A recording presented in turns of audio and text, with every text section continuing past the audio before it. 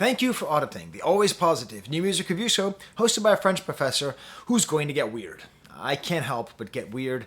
This album by Of Montreal, Freewave Lucifer, that's actually the F word with different arrows for the letter U, is one of the weirdest albums I've ever heard, not in a bad way, in a good way, and I'll get into it. If you remember, I reviewed their last album, and I understand that, Kevin Barnes, the guy behind Of Montreal, is this great genius dude who's been making music for 20 years and has been making all this great music. But as you know about me, hopefully by now, I wasn't paying attention. I didn't pay attention to music till 2018, so the first time I ever listened to Of Montreal was his last album, I Feel Good With You, Trash, or You're the One For Me, Garbage. I forget the title. I'm going to forget the title of this album, too. I think they're intentionally confusing and forgettable, and intentionally sort of upsetting and weird and slightly off. I'm in a weird state, where a couple weeks ago I reviewed Black Midi, and then just a couple days ago I reviewed Beyonce. And for both of them, I had the same feeling that I have with this Of Montreal album, which is just like, cut me some slack, musicians. Stop.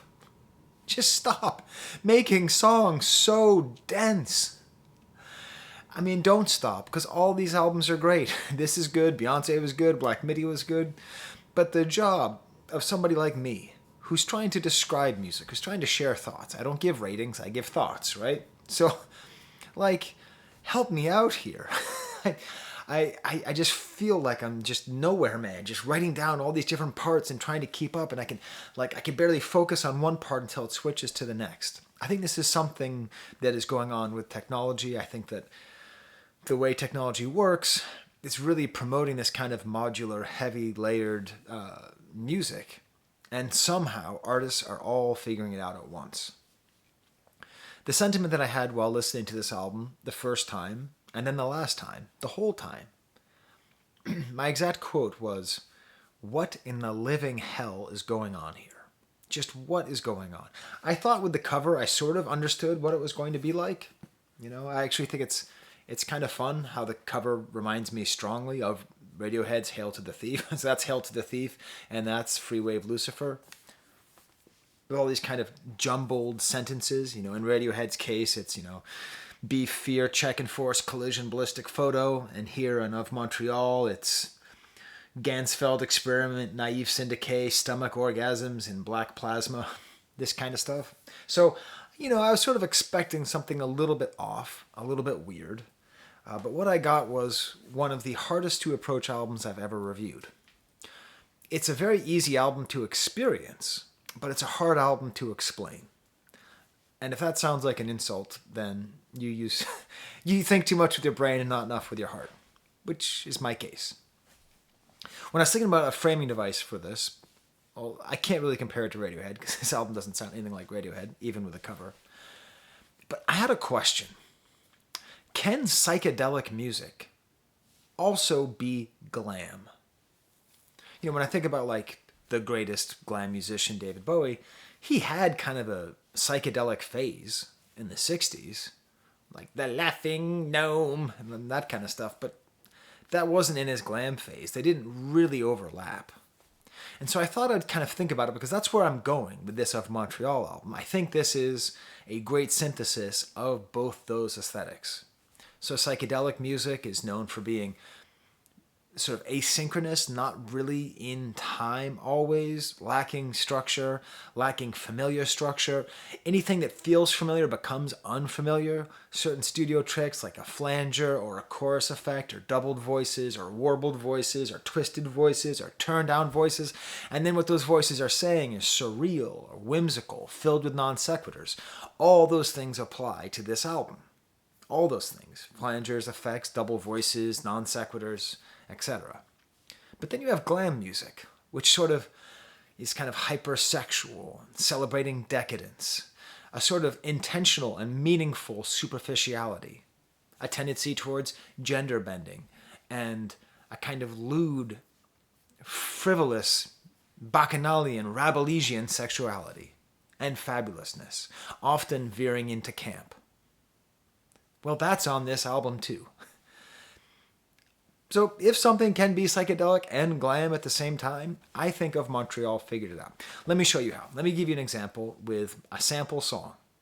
Blab Sabbath, Lathe of Maiden. I'll include a link to it right up there. Click on the banana, okay? Hey, Of Montreal. I can't explain all the parts. I tried. I tried to list every single part to this song. I came up with 10 different parts, but I think I missed a couple, or I might have repeated one by mistake. So I'm going to try to take you through, and this is just an experiment to sort of show you the kind of experience this album gives you. First of all, the title. What does it mean? I don't know. Blab Sabbath, Lathe of Maiden. It's like a play on Black Sabbath. And then a lathe of Maiden is like Iron Maiden. Sometimes lathes are iron, right? So is it like a heavy metal joke? I don't know. This song doesn't sound like Black Sabbath or Iron Maiden. So it starts off with part 1, which is a low rumble of a synthesizer building into something. It's like a storm is gathering. It has a windswept feel. And then bam, the second part. This double altered voice comes in. Lovers like us. The voice is spilling everywhere. It's this weak, doubled, warbled voice that then settles into the third part, a kind of 80s Giorgio Moroder disco pop bit with basically David Bowie style spoken word, like a thick British accent, and this guy's from Georgia, so it's quite affected. It then leads into a fourth part, which is sort of the third part, but here it's more kind of a rap bit, and like these little like sentences pop into your mind. My mistake, did I mention I'm a stud? And then the fifth part has more dynamics to it. The building sings up until the sixth part where it cuts out. You don't have to dream if you don't want to. We have sort of a childlike melody with these synthesizers kind of tinkling in the back. And then I think, this is where I lost track. I think it goes back to the second part, but more, you could maybe call it another part because it's more of a dance jam. And then the seventh part, which is sort of like the last part, the more emphatic beat. Don't worry, nothing can hurt you. Super kind of campy in this bit. Then the eighth bit, a breakdown, these beautiful descending keyboards. And then we go back to the third and the sixth part with two voices in conversation, a high voice and a low voice. And now maybe a ninth part, but I've lost track because we could be in the 12th part. And now, out of nowhere, out of absolutely nowhere, comes Prince. Which makes me realize the last review I did of Montreal, as I said, is he the new Bowie? And I made a pretty good argument how he is. This album makes an argument that he's the new Prince, and it actually answers my question. Can something be glam and psychedelic at the same time? Prince was glam and psychedelic at the same time. And that's not on my notes. I just got goosebumps for real for making this realization right now. Okay? You can check. I don't say Prince is glam and psychedelic anywhere there. I don't have a script, I have notes, and that was not on the notes. But it's all coming together. Prince is totally glam and totally psychedelic. I mean, Paisley Park, for Christ's sake. All the purpleness, all the color, all the weirdness. I mean, he made When Doves Cry a hit, and that song is weird as hell. 1999, which is the song that Of Montreal is quoting, is weird as hell. This is so much fun, I'm sorry. I just made this realization. Prince is glam and psychedelic at the same time. So here is a quote from there where instead of I was dreaming when I wrote this, so forgive me if it goes astray, Of Montreal sings I was creaming when I wrote this, forgive me if you get wet. So sexy. But it's this great, awesome part because here he does this throughout the album. At times he'll just be like, oh, here's a pop song, which if the whole album was like this album would be a huge hit and everyone would be talking about it. Okay, I take it back. Yesterday, I was involved in this press conference with Lupe Fiasco, and he sort of did the same thing on his last album, where he's like, oh yeah, here's Autobotto. If I had a whole album like this, which I could do anytime I want, it would be like a #1 hit jam, but I'm going to take it back. I'm just going to go back into this kind of weird other mode. And that's a couple times Of Montreal does this. They give you something, and you think, oh, this is totally listenable and totally easy. And then it goes into the 10th part. After he talks about creaming when he wrote this, mega fast thumps, like 1,000 BPM, like brrrr, bumping, which was already in the middle of the 9th part. But here we have these bumps, brrrr, And the voice is descending and resolving. So you have these very upsetting drums, and then very relaxing and nice descending vocals, which then leads into the 11th part, which, by the way, is actually the next song. I can't just stop there talking about this one song. Let's talk about these lyrics. I printed them out. And it's a good example of the kind of psychedelic glam lyrics that are all the way throughout this album. It has the non sequiturs, the whimsicality of psychedelia, and the kind of raunchy decadence, gender-bending flamboyance of trance music, all in one. Lovers like us don't cast coal into our bedroom eyes, tragic dancer. Lovers like us desire ends fear by causing its voyeurless glamour. Glam. Fear energy extractor on high, watch liquids drip from her sun. Oh, my treat, limited coherency, anticipate a posy result. I'm a mutt, I drink human blood. My mistake, did I mention I'm a stud? I saw you on an airplane even though I wasn't there either to say it's okay. No, you don't have to dream. You don't want to chop off a finger every time you make a mistake. You as the man in me is the woman staging in trouble. These are not AI lyrics, but they feel very unworldly. Like it feels like they sort of, there's a chance that he wrote every lyric and like wrote them on like little like chunks of paper and then just tossed the paper over and then glued all the words back randomly. You as the man in me is the woman staging in trouble. It's like my favorite fortune cookie I ever got. The question, this is what it said. What is in it everything? Answer, wisdom. Don't worry, nothing can hurt you unless you really don't want it to. Opt into the game, solipsist, so hard to long, con to nowhere. I'm just like Molly, I cannot cry. A whole theme on this album about crying and tears, by the way. Only spit when my heart is breaking, I have reams of wild country. Mesa Black and Cacti Spike, we sang, it's okay, no you don't have to dream. I was creaming when I wrote this, so forgive me if it makes you wet. If there's any position you can't come in, I haven't found it yet. So just ridiculously raunchy, pornographic lyrics in this Prince mode. You feel like he's joking. Is this in the dream? Is he creaming in his dream? We don't know. We played Chase the Fox and other assorted roles. Is that a sex thing? Is chasing the fox a sex thing? Tell me in the comments. I don't know. I'm a suburban dad. Is is that like a furry thing? Chasing the fox? Is it like that thing in The Shining with the dude, the bear, in the bear costume? Is that chasing the fox? Is that one scene like responsible for like most of any sexual deviancy that exists within my brain? Probably. Did I say that on camera? Definitely. Dreaming is the place where we can finally lose all control. So it does feel like maybe he's all about being in this dream. You spark my joy, you ought to know, you ought to know, you ought to know. So this is like Alanis Morissette and that Marie Kondo Spark the Joy person. I was creaming when I wrote this, so forgive me if I make a mess. Ooh. Can't unread those lyrics. All I want to do is watch you getting off on your success. Now it's a sweet thing. All I want to do is watch you getting, so yesterday I did that interview with Lupe Fiasco and it was this huge deal and he was like super nice and like he knew who I was. Like he knew who I was. Like what? And I was so happy. And my wife, she was so happy. So she was enjoying watching me getting off my own success. So maybe there's some innocence here. All of our secret anxieties have washed up on the shore. You spark my joy forevermore, forevermore. Deride a ride, swan, gang a bong. Okay. I know this dude's a smarty pants. This is a Jacques Derrida joke. Jacques Derrida, the French post-structuralist. Deride a ride, swan. A swan in French is cygne. Derrida would often talk about signs, a cygne. So I think this is some kind of grad school. This is baiting graduate students because I'm sure of Montreal is popular with grad students. I once went to a conference at UC Irvine where Derrida taught, and all the grad students at UC Irvine, I couldn't understand a single word they were saying.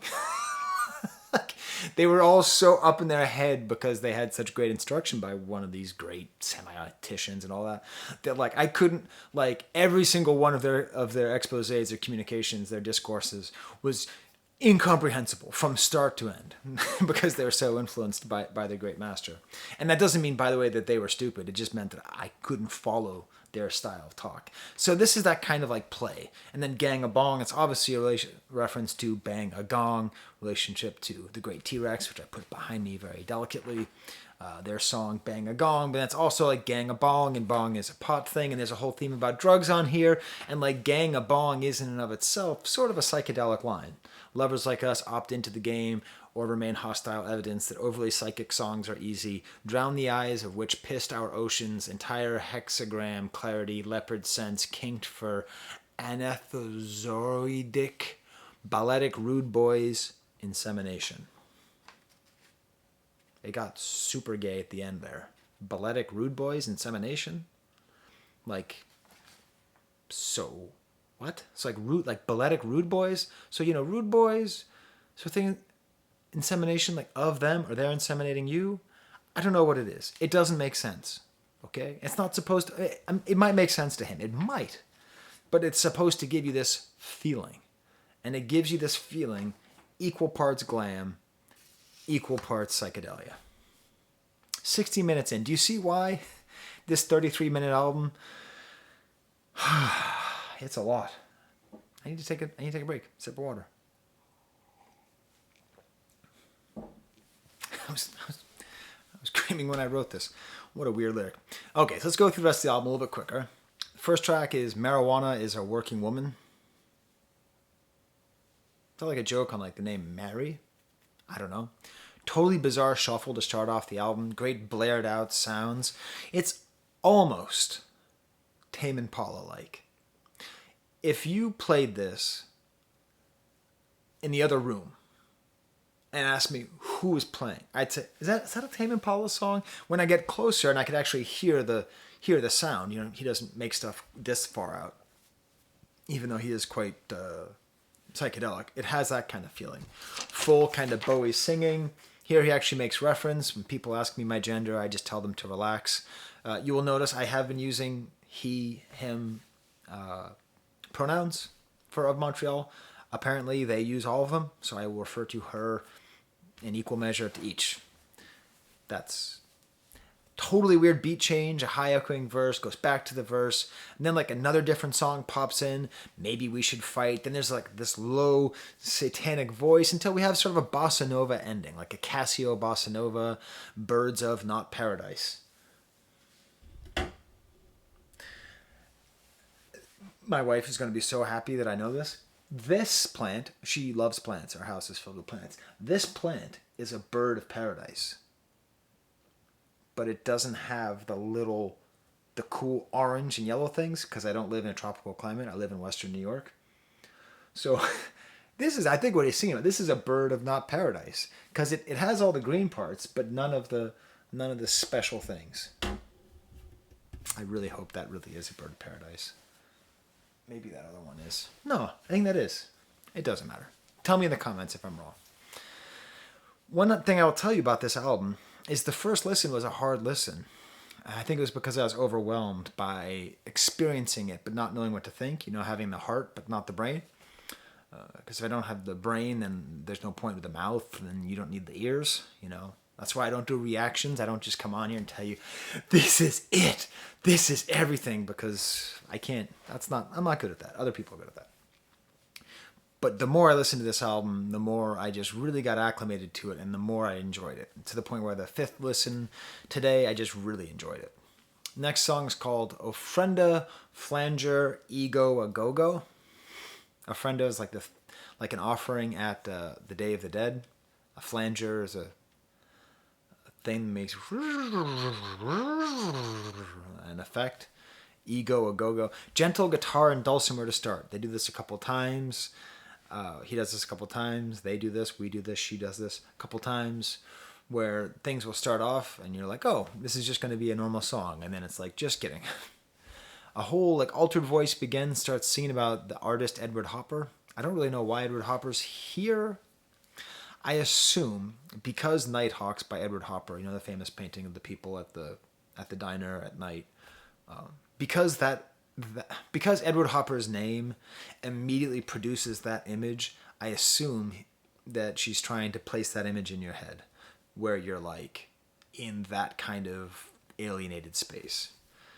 And then she just sings all about Phoebe fakes orgasms as a career. Phoebe fakes orgasms no one can hear. I don't know what she means.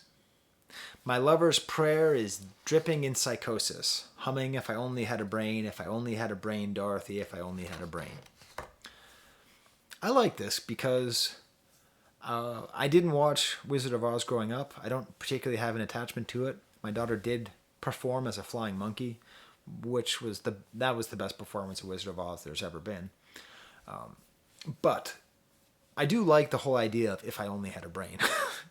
That whole idea of people just lacking central things, which ties in oddly to my whole thing about this album, that it's an album more for the heart than for the brain. And here we have a song is only for the brain. And then of course, I think any reference to Dorothy has to be seen in some sort of LGBTQIA plus context. Next song is the Stamp, Blab Sabbath, which leads perfectly into the next song, Après the Déclassé. Nice kind of soulful bit to start. I was a P word in case he is a C word. Weird beginning.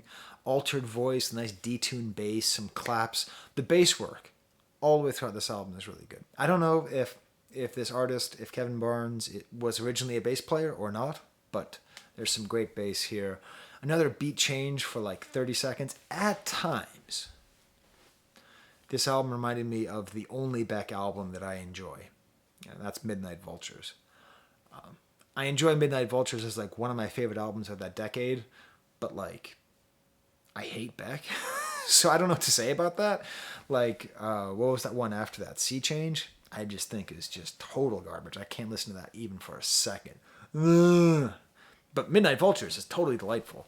And maybe that's that same argument that album is also kind of psychedelic and glam. I mean, not particularly glam, because it's sort of sexuality and decadence is a little bit hidden. But I think because he was trying so hard to be like Prince on that album, it kind of came through. I'm interested. I have a friend from Kentucky who is like a Prince super fan. I'm going to send him this album, see if it resonates with him, or if it's too far out there. The funny thing about this album is sort of when it gets normal, it's still bizarre. I hope it brings you down. Like normal in this album is like a section in this song where there's like these detuned bells and these like winding sounds. I don't understand the lyrics on here at all. I know what déclassé means. Après the, I think that's like a joke. I'm like après toi, so like after you in French. Déclassé means like sort of like old-fashioned, unpopular. Every journalist is a narc. Again, I can't figure out when the lyrics are intentional and when they are just word soup. And I think that's the way. They want it. I think they want it that way because I get the sense that if you were to ask of Montreal, what do they think is the purpose of modern art? I think they would say modern art bewilders. The next song is called Modern Art Bewilders. And this has a great, it starts with these really unsettling, circusy, woodwind synth sounds, blaring and weird. And then it leads into almost a Beatles-like opening. The melody and the soundscape is sort of Strawberry Fields Forever-ish, adjacent. And then these weird, grumbling, horrifying stuttered drums start. And then it settles into a pop bit. He's just showing off. He's just showing off, telling you the whole time he could have given you claps, an awesome low bass, a forgotten 80s song. Falling in love with you all over again. That's not actually how it sounds, but that's how it feels. But then that's not repeated, and instead it ends with this great bloopy arpeggiated weirdness. Next song is Night Shift. Not a cover of the Commodores. I really like this song, and this is where maybe I'm just a simpleton, and I like understanding things, and I can't deal with the incomprehensibility of a lot of this music. I have a hard time not knowing what things mean. So when a song sounds nocturnal like this does, these pulsing synthesizers, and it's called Night Shift, I go, okay. Because the song that's called Black Sabbath doesn't sound like Black Sabbath, so I don't know why you called it did that. Right? Like, what was that voice? I don't know. You know, like I can't quite deal with uncertainty sometimes. And I can at least be comfortable knowing that I'm uncomfortable with that. But then his voice comes in, it's this languid voice. There's no human pain in my voice. Builds in a double sequencer, almost like Nine Inch Nails. I want to F you like an animal sounding. And then a very weird chorus. Put me on a pedestal, I'm wasted. Definitely taking drugs appears to be a major theme of this album. Which, if you know anything about me, I don't like drugs. But I like a lot of music that was ostensibly inspired by drugs, like this album. We can be so creative with refuse. Only fame can make someone a failure. She sleeps with her fans because they are echoes, refractions of raw sketches of pleasure. Being seen is actual self-mutilation. I'm very interested in fame, in relationships, you know, in parasocial relationships, especially as somebody who's like, sometimes I'm now on the other side of parasocial relationships, you know, with this channel, which is just weird. You know, like when people talk to me and like they're excited to talk to me, I'm always like, are you okay? Why would you be excited to talk to me? Oh, right, I'm Professor Sky. You know. But this is interesting. She sleeps with her fans because they are echoes. That's an interesting idea of like sleeping with your fans because they like reflect back to you some part of you that made something. Refractions of raw sketches of pleasure, like the sketches of pleasure that the artist makes. Being seen as actual self-mutilation, because if you actually consummate anything with your fans, whether you're a rock star or a movie star or a YouTuber or whatever, it's actually self-harm. Like it's just never good. So she kind of snuck in some real deal lyrics in here. Sort of like there's some real clear meaning here. It's got a great greebly outro, kind of like a stopping and starting bass. It sounds like the notes are just falling out of a random note generator machine. And I think this is the only time on the album where we hear unaltered voice, just singing She, My Exalted One. The final song is called and it's not a cover of the Crash Test Dummies. Here it starts off with more clear lyrics. Lyrics where they start somewhere, they mean something, and then they stop. Grief is an anvil to the skull. Grief has an echo that lives in silences, inside of silences. Grief is the black ink that rushes to fill the void she left when nothing is okay. You knowing you're not alone only makes it feel sadder. Nice, interesting lyrics about grief, fairly easy to understand. Starts off with like an acoustic guitar, settles into more of this nocturnal feeling, sub-bass, kind of Casio drum bloops. Then it gets this total nightmare, bloops, blips of flanges, and then gets like kind of spiritual, talking about going to heaven, the flangers in flames, full Bowie insanity. And then we have what might be the thesis to the entire album as the final lyrics. He wants you to know he's joking, even when he isn't. Thank you. Thank you. Wait, is it Kevin Barnes? I forget his actual name. I'm gonna look it up now. I'm gonna look up now on my computer. Is it Matt? No, Matt Barnes was the guy that Dr. Dre beat up, right? Or was that who is of Montreal? Is it Kevin Barnes?